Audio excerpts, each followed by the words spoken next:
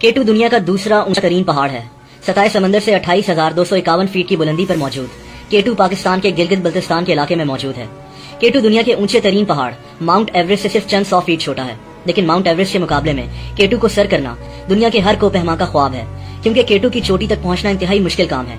इसकी वजह केटू का मौसम और इस पहाड़ की स्टीपनेस है। ये पहाड़ बेहद सीधा है। हर साल दुनिया के बड़े बड़े माउंटेनियर्स यानी कोपहमा केटू को सर करने का ख्वाब लेकर पाकिस्तान आते हैं। ये लोग गर्मी में केटू को सर करने की कोशिश करते हैं, क्योंकि सर्दियों में केटू को सर करना इंतहाई खतरनाक है और आज तक कोई ऐसा नहीं कर सका।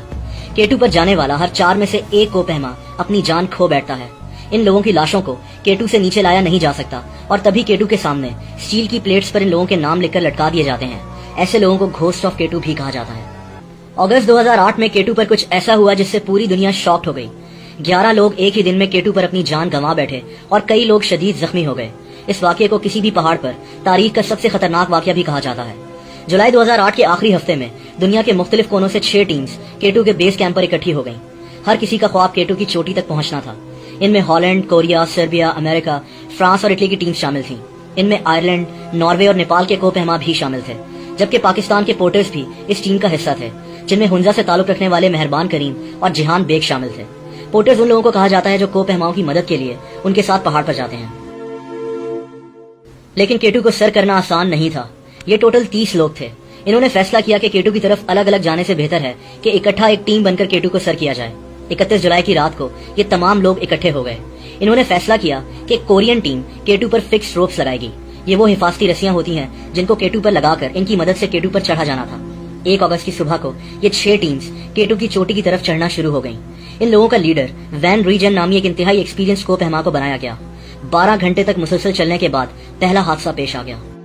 हुआ कुछ यूं कि सर्बियन टीम के ड्रेन मैंडिक ने खुद को रस्सी से अलग किया ताकि ये अपने आगे चलने वाले क्लाइंबर से आगे निकल जाए, लेकिन ये स्लिप हो गया और नीचे गिरकर मौत का शिकार हो गया।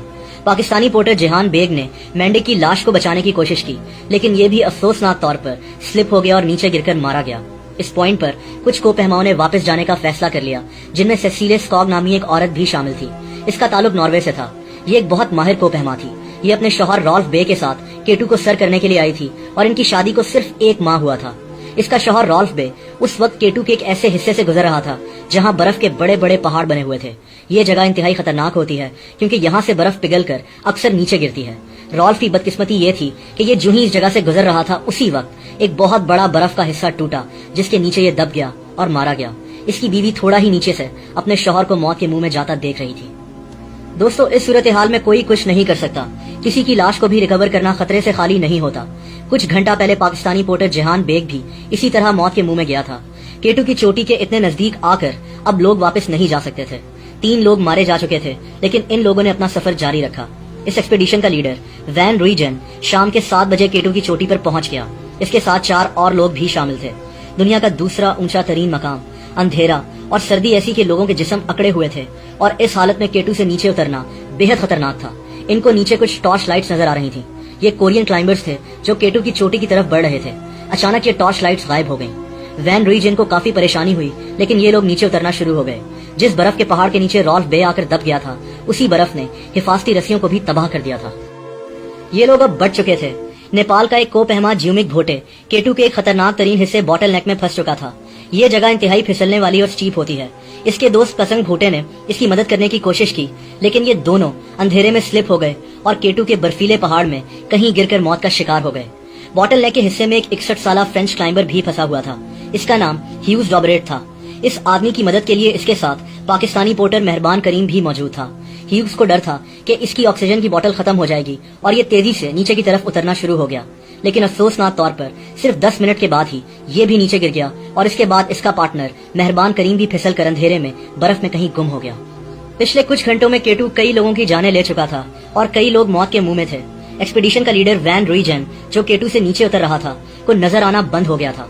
केटू की बर्फ पर पड़ने वाली धूप की चमक की वजह से ये आदमी तकरीबन अंधा हो गया था और फिर उस वक्त दुनिया के दूसरे ऊंचे तरीन पहाड़ पर अंधेरा हो चुका था। दोस्तों, 8000 मीटर की ऊंचाई वाले एरिया को डेड जोन कहा जाता है, क्योंकि इस ऊंचाई पर इंसान अपने होशो हवास खो सकता है। इस ऊंचाई पर खाना हजम करना मुश्किल हो जाता है और ऑक्सीजन ना होने के बराबर होती है। वैन रीजन ने पिछले 16 घंटे से कुछ खाया पिया नहीं था। हिफाजती रस्सी भी तकरीबन तबाह हो चुकी थी और इतने अंधेरे में बगैर रस्सी के नीचे उतरना इंतहाई खतरनाक था। अचानक इसकी कमजोर नजर ने 3 कोरियन क्लाइंबर्स को देखा। ये वही लोग थे जिनके हाथ में टॉर्च थी, जो अचानक गायब हो गई थी।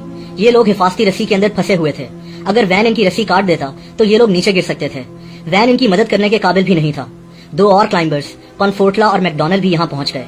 इन लोगों ने काफी देर तक कोरियंस की मदद करने की कोशिश की, लेकिन ऐसा नहीं हो सका। मजबूरन इन तमाम लोगों ने कोरियंस को छोड़कर नीचे उतरने का फैसला कर लिया। लेकिन फिर हैरत अंगेज तौर पर मैकडोनल्ड, जिसका ताल्लुक आयरलैंड से था, फिर से ऊपर केटू की तरफ चढ़ना शुरू हो गया। इसने ऐसा क्यों किया कोई आज तक नहीं जानता। ये ऊपर की तरफ चढ़ ही रहा था कि अफसोसनाक तौर पर एक एवलांश आ गया, यानी बर्फानी तूफान आ गया, जो मैकडोनल्ड और 3 कोरियंस को अपने साथ बहा कर ले गया। इनकी लाशों का भी पता नहीं चल सका। अब सुबह के 5 बज चुके थे। एक्सपीडिशन का लीडर वैन रुइजेन, जो कि अपनी काफी बिनाई खो बैठा था, केटू पर ही सो गया। इसने थोड़ी बर्फ भी खाई ताकि इसकी बॉडी में पानी की कमी न हो जाए। इसको ठीक से दिखाई भी नहीं दे रहा था और इसको पता था कि इसकी मौत केटू पर ही हो जाएगी, लेकिन इसने अपनी आखिरी कोशिश करने का फैसला किया। ये आदमी 3 घंटे तक नीचे उतरता रहा। यहाँ एक नेपाली पोर्टर पेम्बा ने अपनी जान पर खेलकर काफी लोगों की जानें बचाई। पेम्बा केटू की चोटी से वापस नीचे पहुंच चुका था। इसको वॉमिट हो रही थी, लेकिन ये दवाई खाकर वापस केटू पर लोगों की मदद करने पहुंच गया।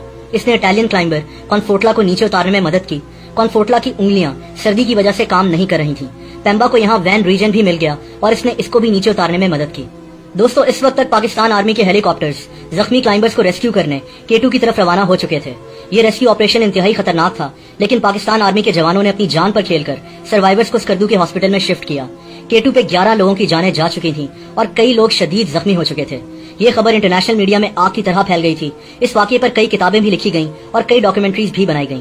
केटू को सर करना आज भी दुनिया के बड़े बड़े कोपहमाओं का ख्वाब है, जो इस पहाड़ के खतरों के बावजूद हर साल केटू का रुख करते हैं। दोस्तों, अगर आपको वीडियो पसंद आई हो तो वीडियो को लाइक करना मत भूलिएगा।